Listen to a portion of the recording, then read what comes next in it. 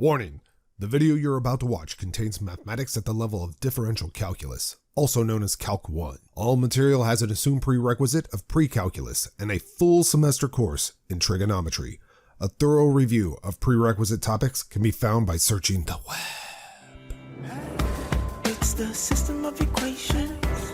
We must deal with them all at once. Always looking for solutions. Positive outlook overcome. Hello everybody and welcome to another riveting lecture on derivatives in Calculus 1. In this lecture we're going to cover implicit differentiation, which is a style of differentiation that you sort of already know. So this is a really nice section for students usually. I want to just start with a basic idea of what is implicit. What do we mean when we say something is implicit, like an implicit equation or an implicit curve? So here's a definition that I just kind of jotted down. An equation defined in terms of two or more variables that has not been or cannot be solved explicitly for one of the variables is called an implicit equation. And in fact, really that should be modified if it cannot be solved explicitly for any of the variables. So either it hasn't been solved explicitly for one of the variables, or it cannot be solved explicitly for any of the variables. All right, so let's just look at a few equations here. These are all implicitly defined equations because they're not solved explicitly for x or y. Their curves would be called implicitly defined curves or implicit curves. And we're just going to take a moment to use Desmos to graph each of these just so you can see what they look like. They can be very beautiful implicit curves. So here we are in Desmos. I've already graphed, or at least typed out, all three equations. And the very first curve is actually graphed right here. It's like a kidney bean shaped. You notice it's not a function of x, nor is it a function of y. Implicitly defined curves often are not functions of x, nor are they functions of y. It doesn't mean that they're never, it's just often they are not. And you can, and we will, find equations of tangent lines to this curve. We could find the equation of a tangent line to this curve at any given point that's on this curve. The difference between an implicitly defined curve and finding its tangent lines versus an explicitly defined curve like y equals 3x plus 7 or something like that is that they have to tell us an actual point. So they would have to let us know, hey, find the equation of the tangent line at the point 0, 1 versus at the point 0, 0. So you notice that x equals 0, there are two different y values for this curve. And so they have to tell you which of those y values to consider. So if I wanted the equation of the tangent line at 0, 0, that's what I would state. If I wanted the equation of the tangent line at 0, 1, that's what I would state. Let's take a look at the other equation. So turning that one off and turning this one on, zooming out a little bit. That's a neat little curve, very much like a roller coaster or something like that. Again, another implicitly defined curve. And finally, the last one, I had fun typing this out because there are little patterns to this curve. So this is a really interesting looking curve. Desmos has a hard time with, but you can see, oh, there goes my dog, that these are, there are like loop-de-loops going on. But if you take out the the y here, it gets really neat looking. So you can kind of play around with these. If I take out this x or that y, sorry, it becomes something like this. So these are all implicitly defined curves. Something else I want to remind you of, not that it's necessary in this problem, but I just want to remind you of your old school pre-calculus course, that if you are dealing with polar coordinates, where x is defined to be r cos of theta and y is defined to be r sine of theta, and x squared plus y squared is r squared. This is just a reminder of something you learned in your pre-calculus course. Then this equation that we graphed right here that was shaped like a kidney bean is actually the equation of r cosine of theta plus r sine of theta. And this is going to equal r squared squared, or r to the fourth. If you divide both sides by r, you'll get, actually, I think I'll divide both sides by r. I think I'll do that. I'll divide both sides by r. So I'll take a power of r off, and then I'll take the cube root of both sides. And so the graph of that kidney bean in polar coordinates is r is equal to cube root of cosine of theta plus sine of theta. And just to convince you, there it is right there. And there's the equation.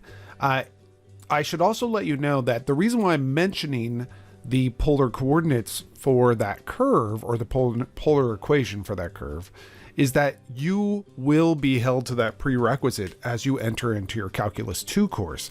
You deal with polar coordinate system about halfway through that course, and then quite extensively in Calc 3. So you do want to brush up on your polar coordinates.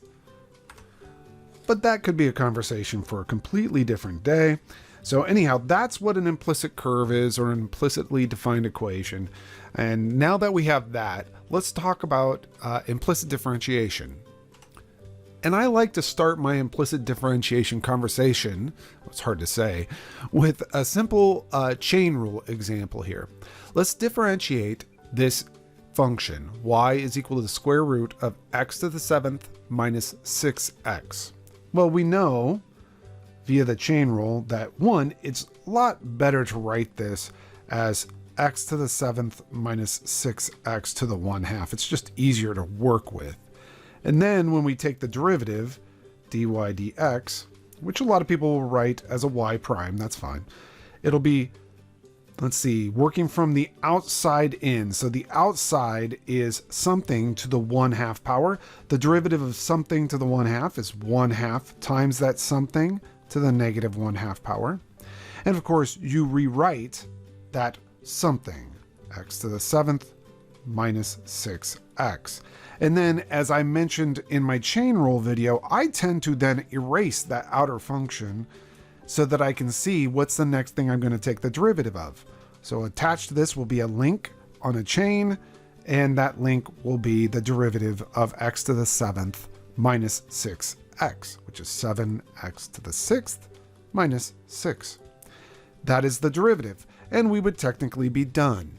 It's a little bit ugly, and maybe our teacher wants us to maybe simplify this as much as possible, or rewrite this using non-negative exponents or some silliness like that. So if you were asked to do that, here's what it would look like. X to the 7th downstairs minus 6x. Okay, that's what it would look like. So now we have a new way of doing this called implicit differentiation. It's very powerful. It's the process of differentiating both sides of an implicit equation, and it's called implicit differentiation, just what I said. So let's go back to that previous example and start by squaring both sides of this function. Now there's something a little bit incorrect in doing this, but I don't mind starting this way. So I'm going to square both sides. I get y squared is equal to x to the 7th minus 6x. And now we will take the derivative of both sides, and this is using the chain rule. Every time you're using implicit differentiation, you're really just using the chain rule. So if I told you that I have some function, some red function raised to the 2nd power, and I want to take its derivative, you would tell me, oh, well, if it's something raised to the 2nd power, you're trying to take its derivative, and that something is like a variable expression, like that red ink there, then its derivative, so I'm about to take, I'm taking the derivative with respect to x of both sides. In fact, let me go ahead and just say the derivative with respect to x of that y being squared should equal the derivative with respect to x of that x to the 7th minus 6x. So I'm just immediately, rather than what we did in the previous example, which is take the derivative of this radical function and dy dx equaling that, instead we square both sides and take the derivative of both sides. And now, taking the derivative of a function squared, we know that's twice that function to the 1st power. But then by the chain rule, now that I've taken the derivative of the outside, by the chain rule, I have to take the derivative of the interior. And so that would be the derivative of the interior. There's just nothing I can do. I have to write it that way. So let me go back to this here first of all, because I don't want to mix you up there. But anyway, what we did was we took the derivative of something squared, brought down the power of 2, and removed 1 from the power, so it's just twice that something to the first, and then took the derivative of that something. On the right hand side, while you know how to quickly take the derivative with respect to x of x to the 7th minus 6x, I just want to showcase that you could do the same thing on the right hand side. If you were very slow about it, you could say, oh, this is a derivative with respect to x of x to the 7th minus 6 times the derivative with respect to x of x. Right? We could totally break that apart. Not that I'd want you to go this slowly with it, but the idea is there. And so you say, okay, well, this is twice y times dy dx is equal to the derivative of something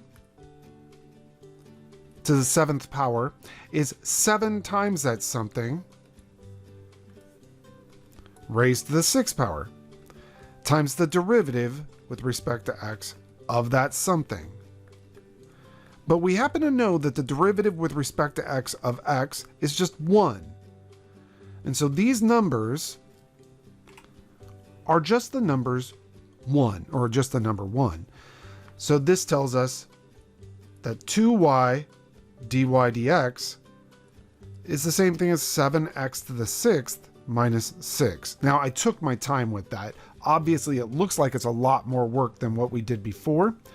And of course, you should solve for dy dx, because that's what we were asked to do, find the derivative.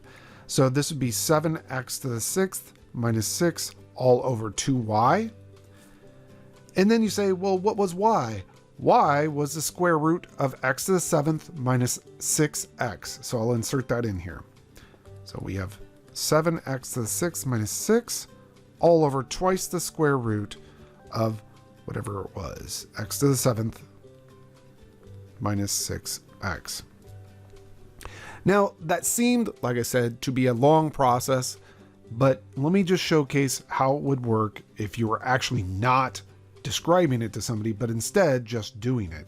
First, we squared both sides. So we had y squared is equal to x to the 7th minus 6x.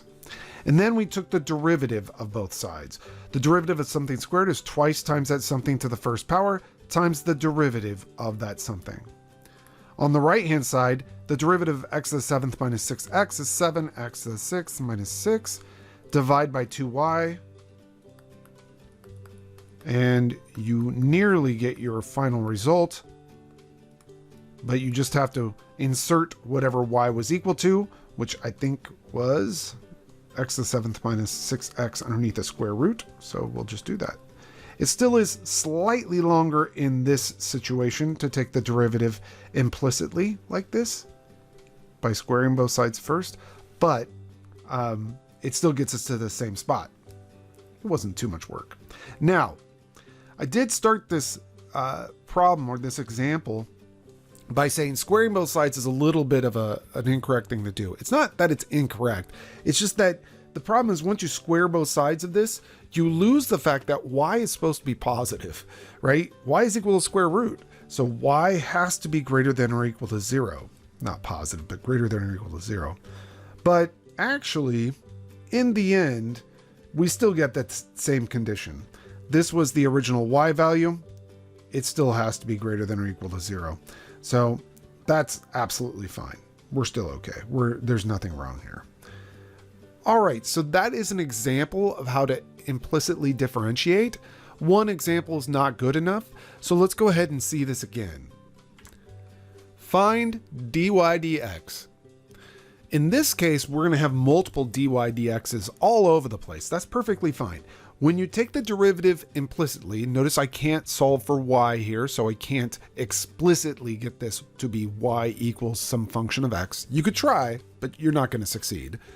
Because of that, I'm just going to leave it in this form and take the derivative as written. When you do this, every single one of these pictures, like this x, this y, all these pictures, you'll just call them pictures. And you'll say the derivative of a picture to the second power, or whatever it may be. So watch how I do this. Taking the derivative of both sides. So I will at least write that in here just so that it primes our brains. So I'm just taking the derivative with respect to x of both sides. Here we go, x squared, y squared, squared, blah, blah. Okay, on the left-hand side, we know that differentiation can be split amongst summations or subtractions. So that summation right there, we could break it into two derivatives. The derivative of x with respect to x, which we know is 1, plus the derivative of y with respect to x. Once we get that dy dx, that's locked. There's nothing else we could do with that. On the right-hand side, we have the derivative of something to the second power. The derivative of something to the second power is twice, whoops, you need a good pen, is twice that something to the first power. Well, that something, remember, was just x squared plus y squared. Notice I'm just using the chain rule here. Now that I've taken the derivative of this outer part, I will now hop inside where this highlighted piece is and take the derivative of that. So the derivative of x squared plus y squared, I'm going to attach with a chain. The derivative of x squared, well, I should say it this way, the derivative of something squared is twice that something to the first times the derivative of that something. Well, that's the derivative of x, so that's just 1. Plus, the derivative of something squared is twice that something times the derivative of that something. Again, really, I could have written the derivative of, let me get over there, the derivative of x squared is 2x to the first times the derivative of that x with respect to x, but we know the derivative of x with respect to x is just 1, so there's no need to actually write that. Now, I'd be wrong if I left it like this, so I'm going to put that square back there. All right, so remember what our goal is. We're supposed to find dy dx. Notice you have 2 of them in this equation. So we're going to do a little bit of distribution here and collecting things. We'll basically go to our old school algebra. So I started just by distributing this. Let me show you which this I'm talking about. I distributed this picture to each of these 2 items right here. That item and this item. So that's what I get. Now I'm going to move everything with dy dx to one side and everything without to the other side. So I'll move maybe dy dx's to the left hand side just because I want to. So we get the following. This implies, we'll keep the dy dx that's already on the left hand side. We'll keep that there. We'll move over the 4y times x squared plus y squared dy dx. And on the right hand side, we'll keep that 4x times x squared plus y squared. And we will have subtracted 1 to move that over. And now we'll go ahead and factor out a dy dx from the left hand side. So that's dy dx. And you have some remaining term or factor there. X squared plus y squared. And on the right hand side, you have this business over here. And then we'll just go ahead and divide both sides by the term attached to dy dx, and we'll be done. So rather than put you through the torture of watching me do it, I'll just pause. And that is dy dx. We have solved successfully for dy dx. Note, it involves x's and y's. So dy dx is actually a function of both x and y. Some people will ask, can I trade out those x's, the y's for x's? The answer to that is pretty much no. Sometimes you can, but it's not very common. I wouldn't waste my time trying to solve or to get these y squareds out of here and the y out of there. It's just not worth it. Generally, when you're asked to find the derivative, it's because you're going to find the slope of the tangent line at a point or something like that. And when you're finding the slope of a tangent line at a point, you know both the x value at that point and the y value. So you'll be plugging in both x and y values. This will become a constant. So I wouldn't really worry about cleaning this up. The one thing you don't want to do is you don't want to leave derivatives mixed into this. You want all your dy dx's to be on one side isolated, and then everything that's not a dy dx on the right hand side, just like solving for in a regular equation in algebra for y or for x or something like that. All right, let's see this yet again right here with this guy, just to kind of get used to it. Again, you're constantly looking at a function of either x or y, or even x and y. It doesn't really matter. Let's say it's a function of x and y. And you're going to take a derivative of it. And so you have to ask yourself, well, normally how would I take the derivative with respect to x, let's say, of a function? Well, you would take the derivative of the external part of the function first. So that would be f prime, right? So it'd be f prime. Let's just call it f prime for right now. Times, and then you'd hop inside and take the derivative of the interior. So you'd say, oh, times the derivative of that interior, which is a product of two functions. So you took the derivative of the outside, and now you hop to the inside and take the derivative of the inside. And you just have to remember that a derivative of a product requires the product rule. Now I am kind of being a little bit vague here because f prime makes no sense in this situation, but you'll see what I mean when we get into examples here. So let's go ahead and go back to this example over to our left. And for an example, I'll just name the functions that you're looking at. This is the squaring function. The derivative of a squaring function is 2 times that function to the first power. And then you take the derivative of the interior, the internal function, which is y. The next function, cosine, its derivative is negative sine of whatever its argument is. And then you hop inside and take the derivative of its argument, which is a product of two functions. The next function is e to a power. Derivative of e to powers, or e to a power, is going to be e to that power, and then attached to that the derivative of its power itself. So I've described what we're going to do. Now let's go ahead and just do it. I'll take the derivative with respect to x of both sides of this equation, because we were asked to find the derivative with respect to x. By the way, this is also why you learned Leibniz notation, is because now we're explicitly saying I need to take the derivative with respect to x. That's very important. All right, so here we go. This implies, well, the derivative of something squared is twice times that something. Then you attach to that the derivative of the something. And that is equal to, the derivative of the cosine is negative sine of that something times the derivative of its interior. I'm just going to write it that way for right now, times the derivative of its interior. Plus, the derivative of e to a power is e to a power times the derivative of its interior, or its argument. Just writing that in here. There you go. Now we still have some ways to go, because we need to get these not as ddx of xy, but dy dx's only.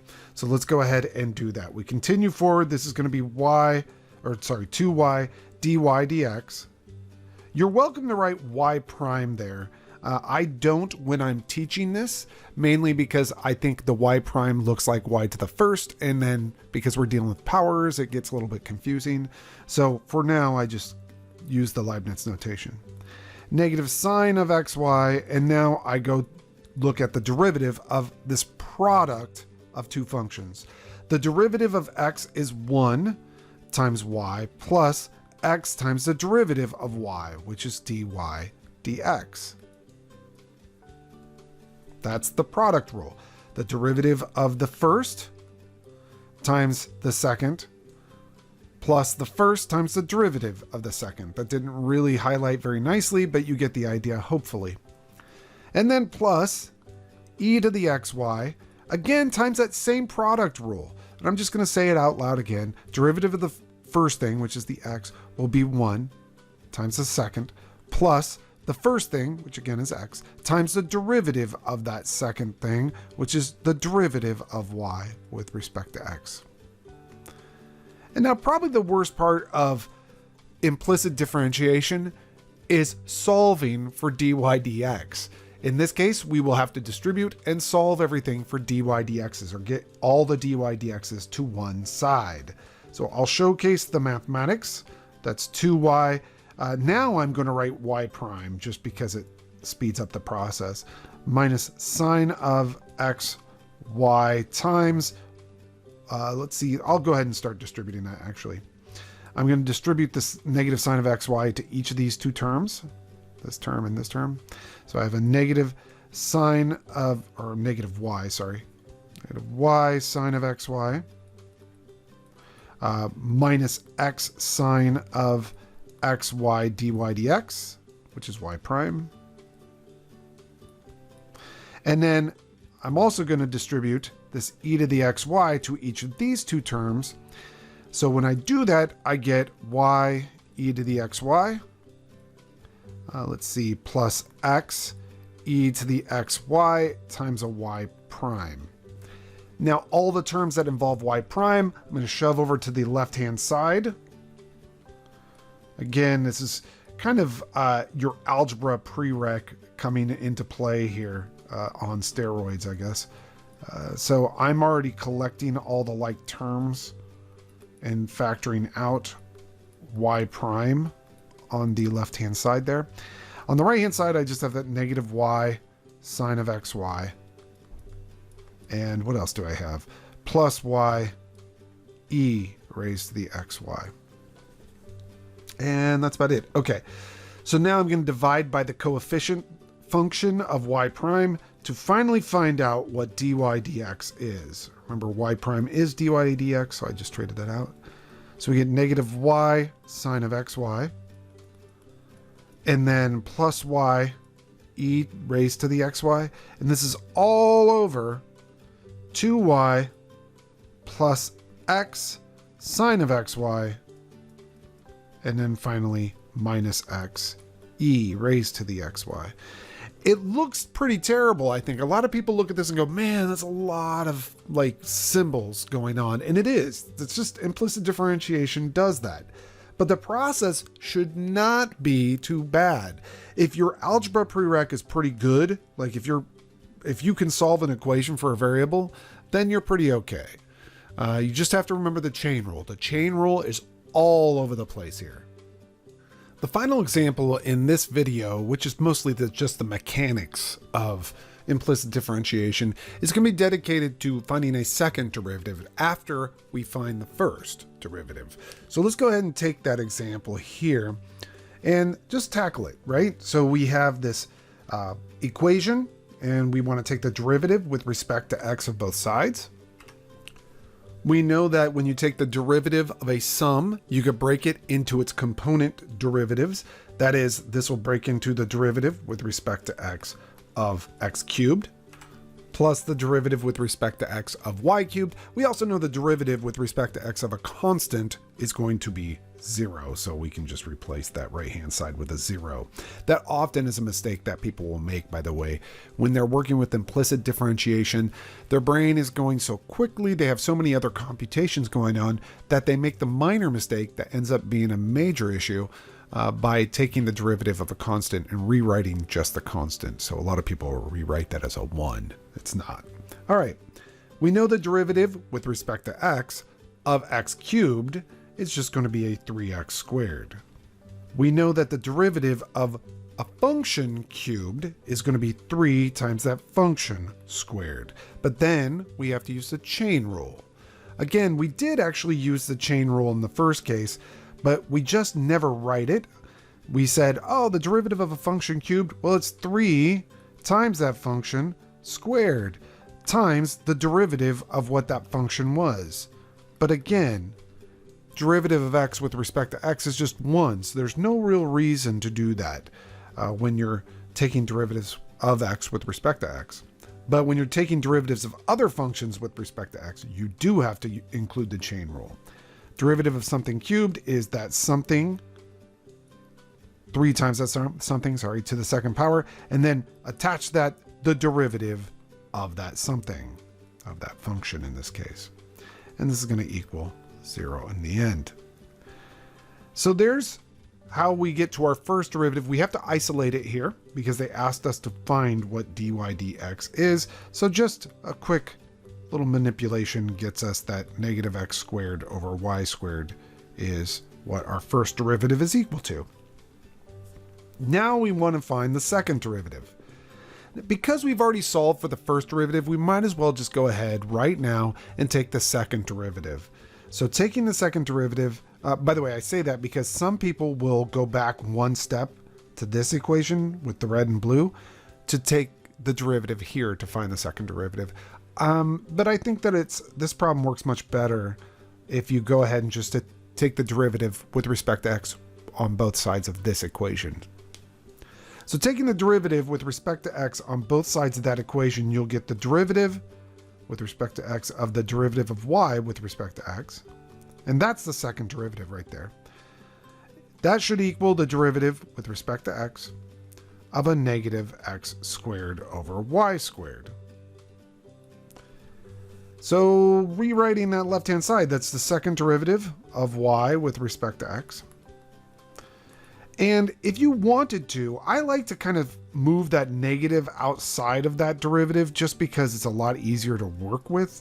Otherwise, you're going to have to keep track of a negative through the differentiation process. So I move that negative to the outside, and now I'll use the quotient rule.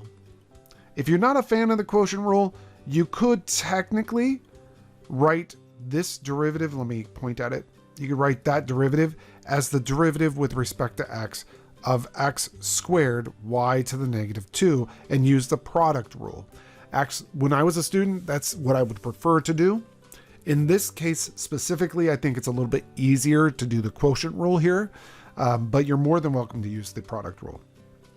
All right, the quotient rule now says go ahead and take the derivative of the numerator, multiply that by the denominator, minus the numerator times the derivative of the denominator. The derivative of that denominator is 2y to the first times the derivative of that y. And this is all going to be over that denominator squared. So denominator to the fourth really is what it's, or y to the fourth. And this will simplify a little bit. One thing you need to note here is that you do not want to leave your answers for the second derivative in terms of the first derivative. So if you get there, you need to look back at your previous work and see, do you have an expression for the first derivative? And the answer here is definitely we do. So I'm going to trade out that dy dx for a negative x squared over y squared. Let's do that first and then worry about the cleanup in the end. So this is going to be a negative still on the outside.